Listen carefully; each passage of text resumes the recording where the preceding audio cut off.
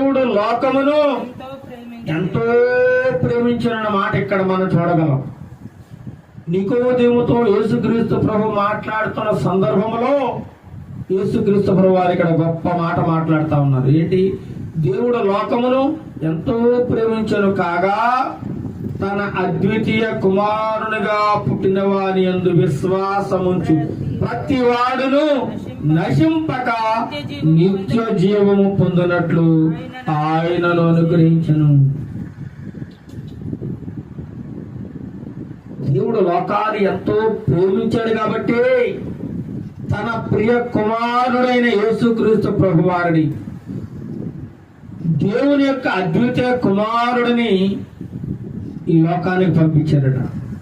ఎందుకోసం? ఏ వ్యక్తి నశించిపోకూడదు.